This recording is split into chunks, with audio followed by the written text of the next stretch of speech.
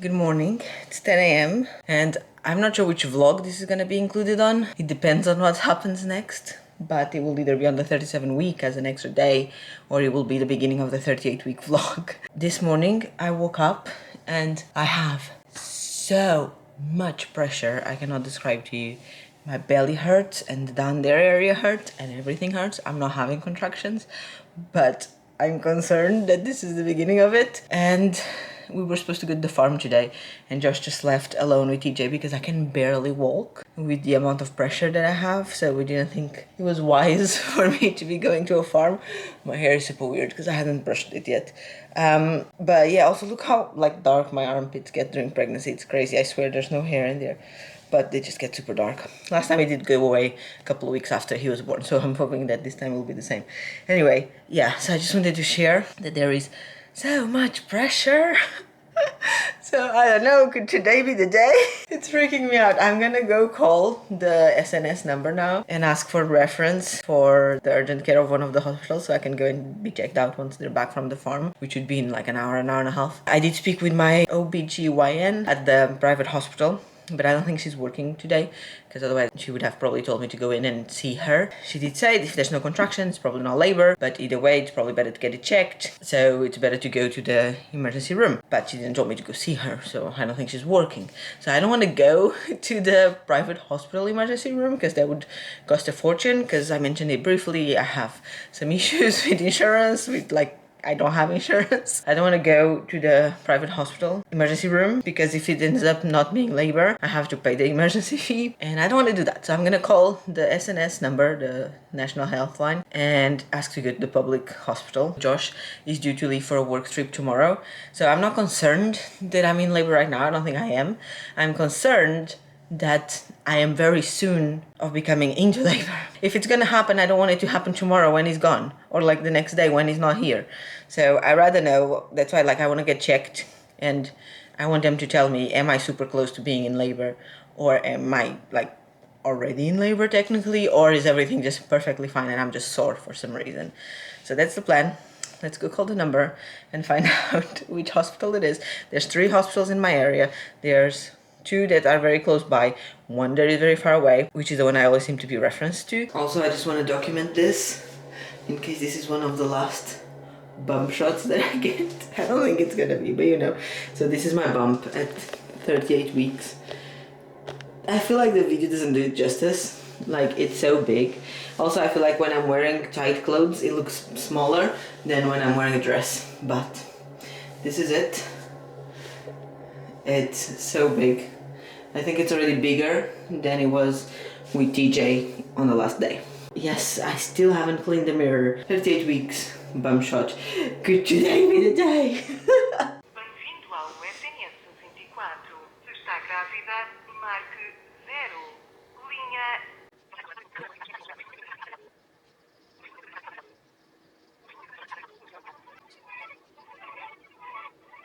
Bom dia, meu nome é Patrícia Carreira, que posso ajudar? We're gonna go to the hospital. I've been sitting down the whole time that Josh's been away, so the pressure has gotten a bit better, but then just from walking around the house after he got back, it got a little bit worse. Not as bad as it was in the morning, but basically it gets worse if I move, which I don't know, it's not inspiring as too much confidence. I feel like if he wasn't leaving tomorrow, I would just sit on the sofa and wait to see what happens next, but because he's leaving tomorrow, I want to know what's happening.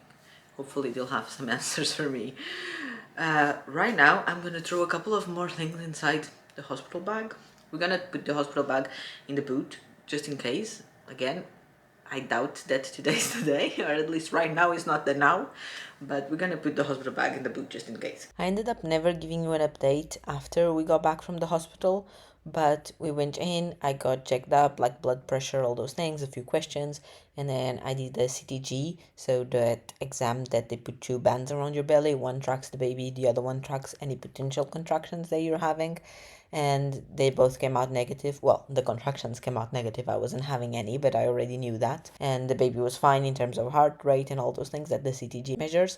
After I got seen by a doctor, well, before that I had to wait 4.5 hours in the waiting room to be seen by a doctor because all the doctors were in the labor ward, so there was no doctors in the emergency room which for me is just ridiculous and it's scary, and it's one of the reasons that definitely made us consider giving birth in a private hospital instead of the public one, because everything is just a mess at the moment. After those 4.5 hours, I got finally called to be seen by a doctor, and the doctor that saw me wasn't nice at all. She was clearly in a rush. She was a bit harsh and she was not very delicate. She did the pelvic exam. She was very rough. I was telling her that I was in pain and she didn't care. She just kept going. So the whole experience, not great at all.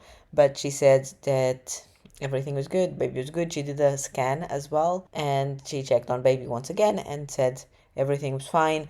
And when I asked why am I having so much pressure, I got given the answer of because you have a baby inside you and the baby's heavy, which basically tells me that she needs to work on her bedside manners. But we came home after that. It was a wasted afternoon. Everything was fine, and then we just came home and spent some time with TJ, enjoying what was potentially the last few days of this pregnancy. Good morning. First update. I'm still pregnant. This week I'm on a mission that I wish to no one on the 38th week of their pregnancy, which is do not go into labor. Do not go into labor. Josh is gone the whole week. He left yesterday on a work trip that he tried for months to reschedule and rebook, but it's a big event, so we had to go. It's literally a company-wide thing, and there's people traveling from all over the world, and he had to go.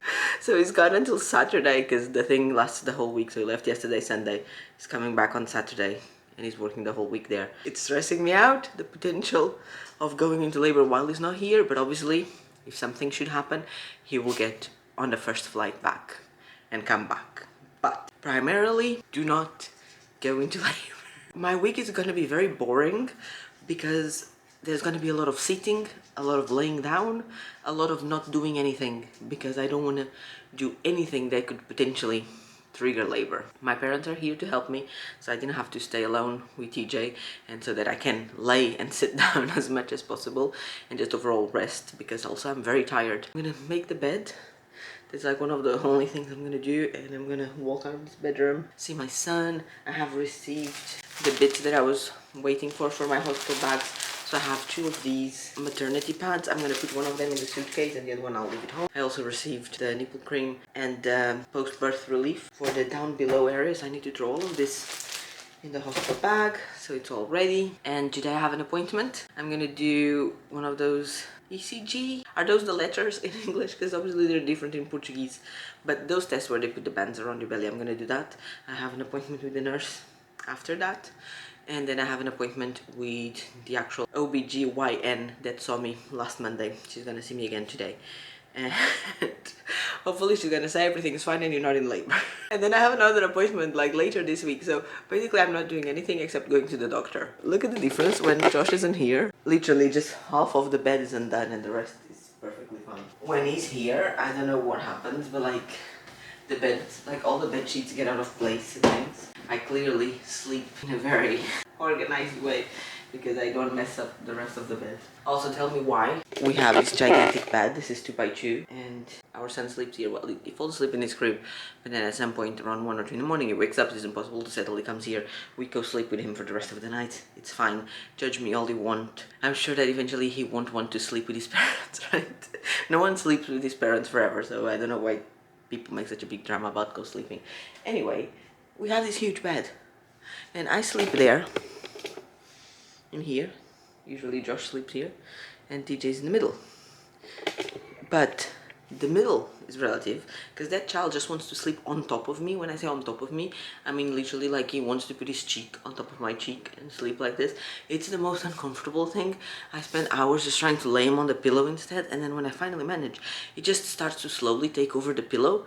And even if I give him another pillow, he just wants my pillow. And even if I give him my pillow and grab another one for him, he then wants that other one. So we have this huge bed, and the 2 of us just sleep like on 1/5 of it. I'm gonna spray the bed with this amazing scent from Zara Home, Poetic Mind. It smells so good. Although, like when I put it on, it smells amazing and the room smells. But like an hour later, I walk in the room and it already doesn't smell like anything. So I might go to Zara Home and buy one of those like diffuser things, you know, with sticks, the wood sticks.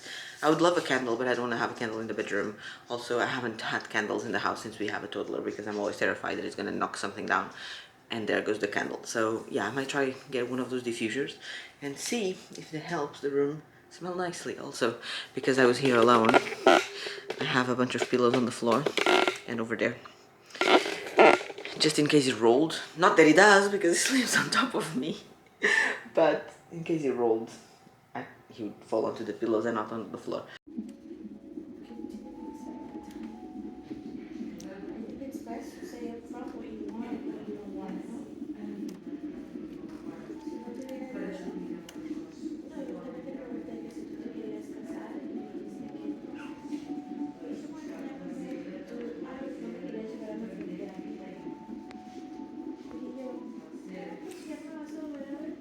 I already took my makeup off because I was literally about to go shower, but then I thought I might as well do this one thing.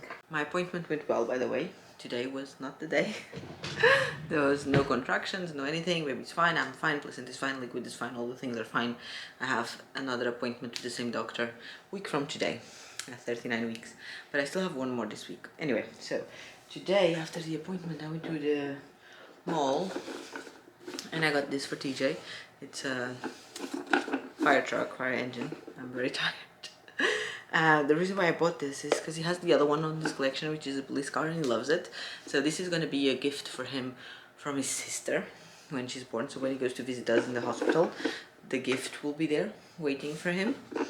So I don't know if that will help or not. Anyway, I'm going to wrap it.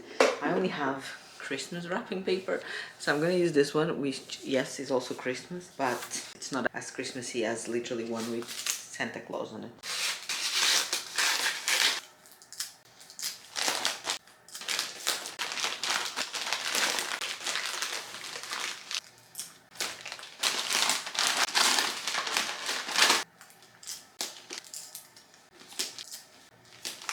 It looks terrible, but you know, it's a child, it's just one. This is good enough. Did I mention earlier that they were going to come today to put grass in, and I was doubtful, etc, etc. It didn't happen.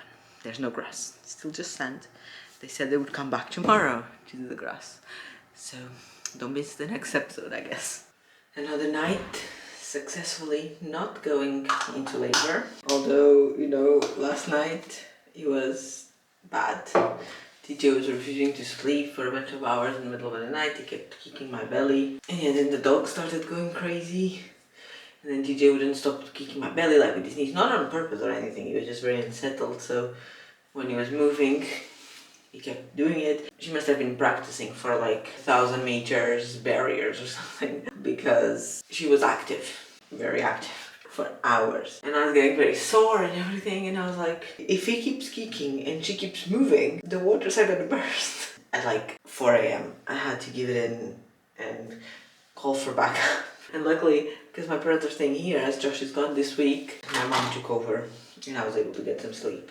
Oh man, having a child that doesn't sleep is something from another life. Like, I know that every kid is different and every kid comes with their challenges, and I'm sure that I'm about to learn that in first person as well. I feel like if your baby sleeps fine, like falls asleep and you're able to put him to bed and all the things, if your baby sleeps, you already have it a million steps easier than when a baby doesn't sleep. Because TJ has been like this since it was like 2 or 3 months old, which was when his first sleep regression hit, and like it's been up and down the whole time, but he never became a good sleeper.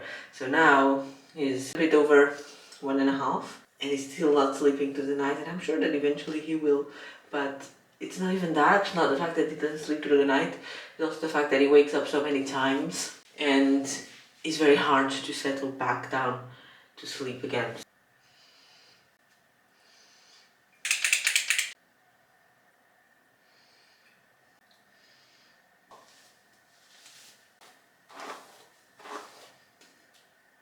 I'm gonna swap the 2 dresses that I packed here the other day, because the other day I was packing this in a rush, so I just grabbed 2 dresses from my wardrobe, but these are actually, well, good dresses, as in like they're dresses that fit me quite comfortably at the moment, so I'm gonna just swap them for other 2s that I haven't really been using. Obviously when you leave the hospital You still have a belly. You look like 6 months pregnant or something, but it's not as big.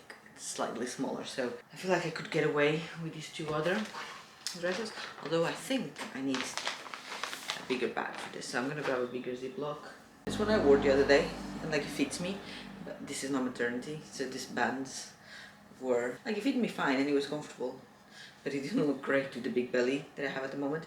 So basically I know that I'm not going to want to use this one for the next few days, and this way I can have this one, this is maternity, and this one is also maternity, back in the wardrobe, and I can wear them during the next few days because these actually fit me very well, very nicely at the moment. They're very comfortable, so I didn't want to just have them stuck in the hospital bag for who knows how long. Here's my bedroom caddies, exactly the same that I used for TJ last time. And last time I had a bunch of things in it, especially in the beginning, but then through the months there was a pair of mittens there that I think never got used, but it was there all the way from when I prepared it while I was still pregnant until the day he stopped sleeping in our bedroom and we stopped needing the cat over there. So, you know, I had a bunch of things in like different categories of things that weren't needed. So this time I'm keeping it super, super basic. Haven't organized it yet, so I can do it here with you. So I'm just gonna show you the 4 things, 4.5 things that I have here. So I have some nappies and a pack of wipes, 2 zip-up pajamas and 2 long sleeve vests. And then whenever we use them and we need more, I can just go and grab more. And then I have 4 muslins, and that is literally it. I don't have anything else in this caddy, just these things. This is what the changing table is currently looking like. This is Josh's laptop, so let me get that out of the way. And this is my list of things to add to the hospital bag. So it's here, so I can check. Got this right here. These 2 toys were gifts. This is from my sister, and this was my mom. I think already that's kind of scary. Actually, I just remembered something that I'm missing here in this basket, but I don't have it here, so I'm gonna go get it from the front, which is a roll of dog poo bags, which is what we use when there's a pooey nappy. During the night, we don't go all the way to the nappy bin. We put them in our bathroom bin, so it's good to have some bags to put them in, so the bathroom doesn't immediately stink. But even though we will empty the bin there like every other day or something, because the nappies do fill up the bin super quickly. At least last time they did. Between nappies and my gigantic pants, that bin gets full straight away. I just received a huge order from Temu. It's a variety of items. There's some things for the house, like organization wise, and there's quite a few toys for TJ and games in general. And to be honest, I don't exactly remember what I got anymore because it's been a while. So let's open it and find out together what we got. First up, this is a toy for TJ. I think it might be a bit too advanced for him at the moment.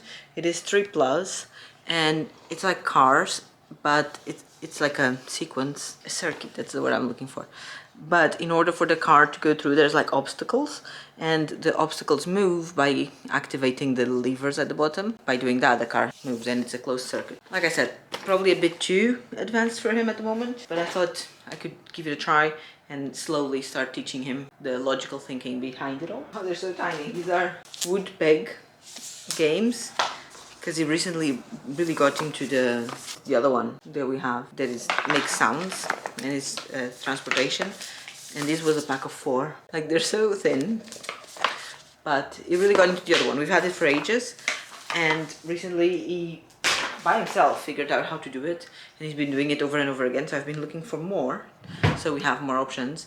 But all the ones that I find in normal shops are super expensive, like 18 euros for one, and doesn't even make sound.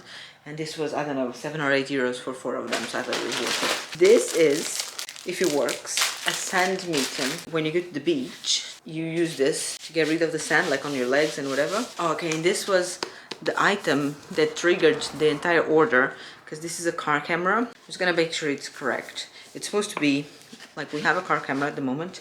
We have 1 camera and 1 monitor. This is supposed to be 2 cameras and 1 monitor, so we can see both babies at the same time. And you can buy these things on Amazon. On Amazon they're like 8 euros, and on Temu they had them for like 30 or 35. We paid for this one, so let's see if it works. I'm not gonna unbox the whole thing, but we have the screen. I just wanted to make sure that it actually comes with 2 cameras. I believe it does, but I'll look closely later.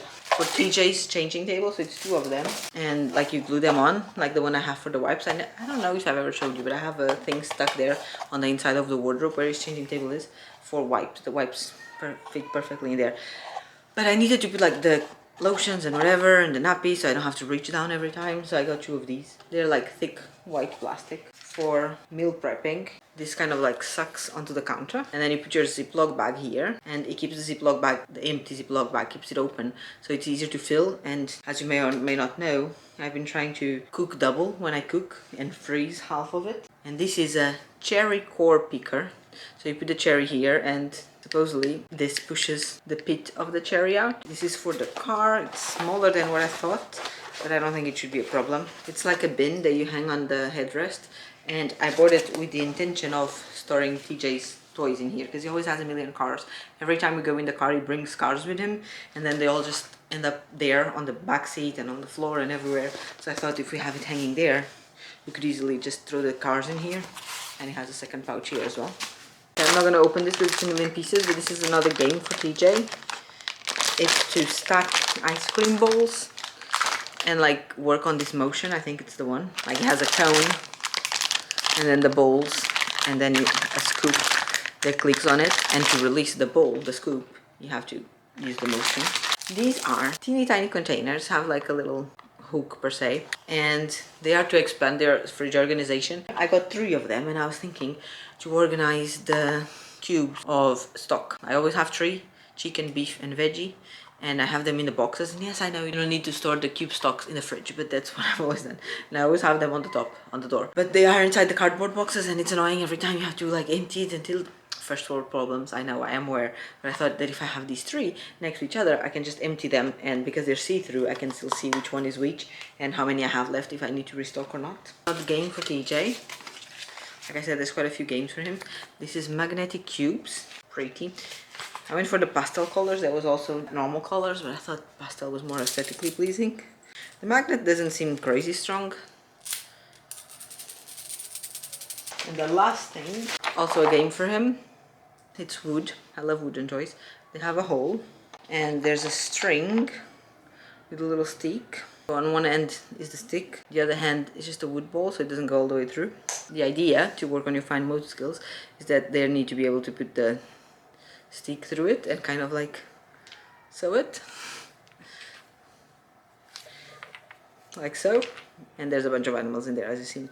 So again, this might be a little bit too advanced for him at this age, but his fine motor skills are not that bad, so maybe he'll be able to do it. I also have no idea if he'll have any interest in doing it, but because it's animals, it's also good to, you know, say the name of the animals and whatever, and he might find it funny. Where to the town? Triangle.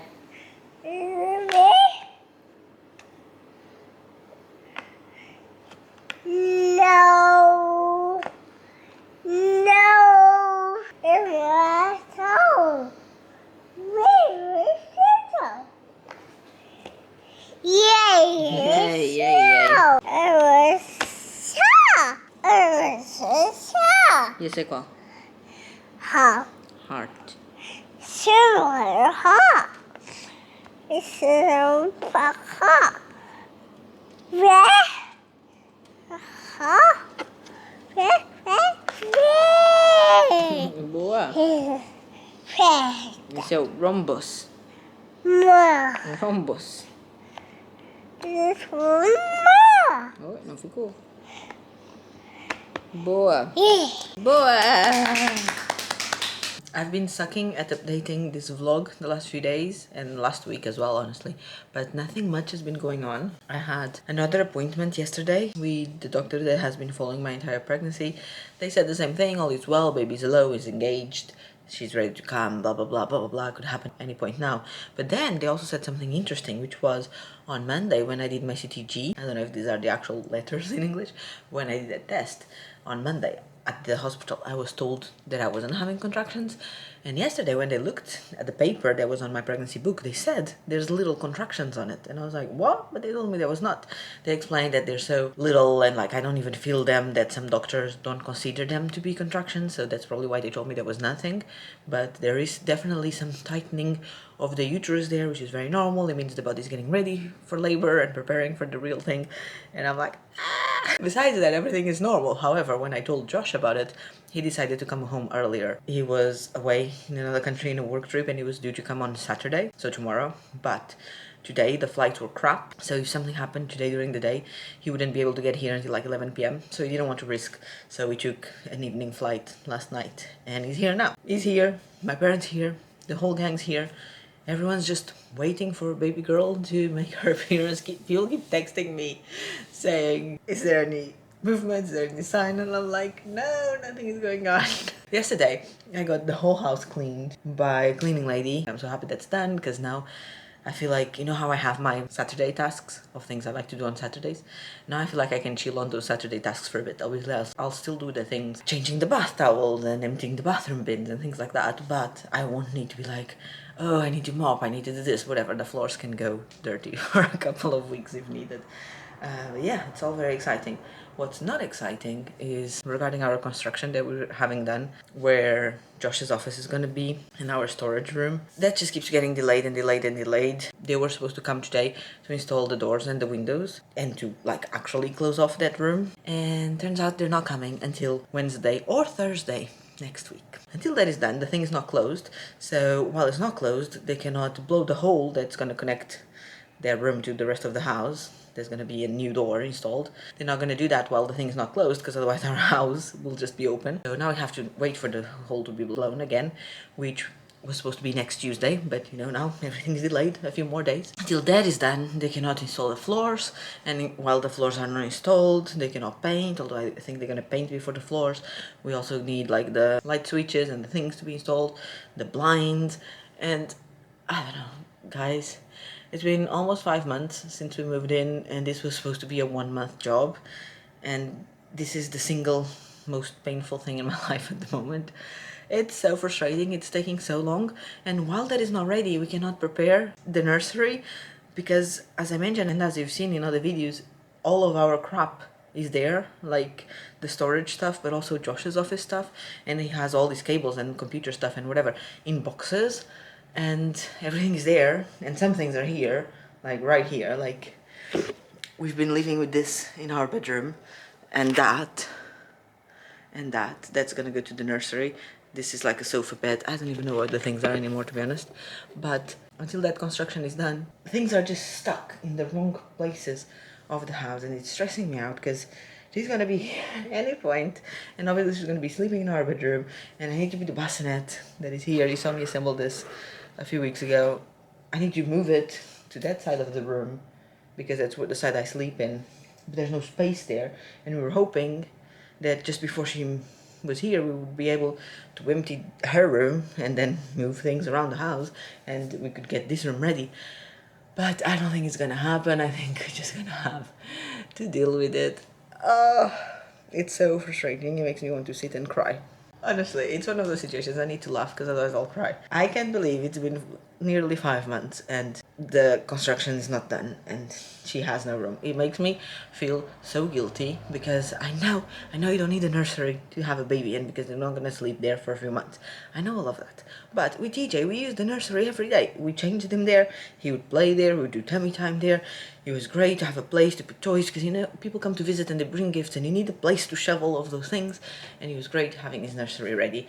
And also just for pictures. And like, he has lots of pictures of him in the first few weeks of his life in his bedroom, and that's great, because obviously he doesn't remember that, or that house, and in a few years we can show him that. And with her, who knows when we're going to be able to do that, because then she's going to be here, we're going to be exhausted, and then we need to move all the things out and decorate the room, and who's going to be doing those things with a newborn?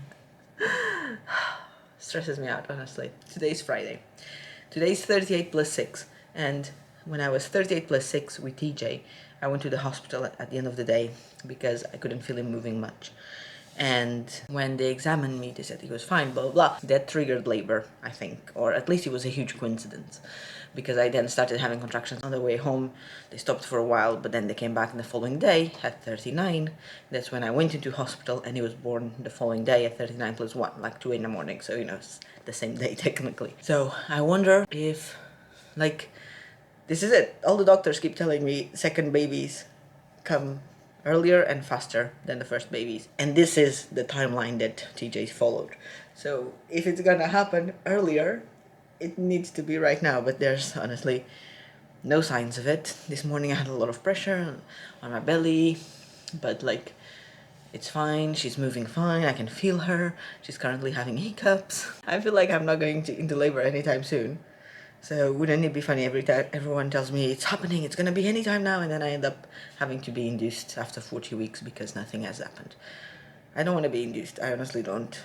The doctor wanted to induce me at 39 and I said no, unless there's a medical reason, but she said no, it was just for comfort and whatever, and I was like, nope, I'll wait, I don't want to be induced. Another day of not going to labor.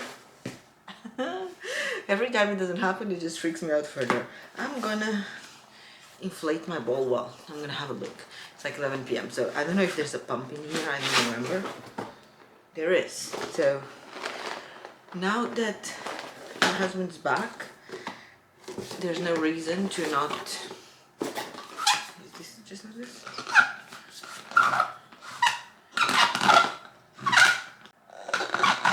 Like I was trying to say, now that it's back, there's no reason to try not to go into labor. It's not like I want to go into labor, but it's gonna have to happen at some point, right? And I don't want to be induced.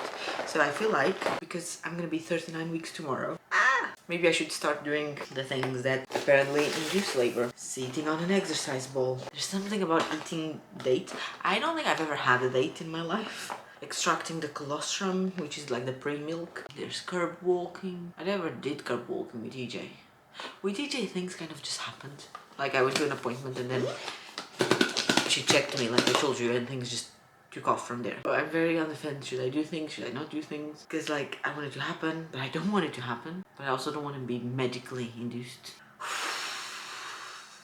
I feel like bumping this ball might send me into labor. This is horrible. My arms are gonna ache tomorrow.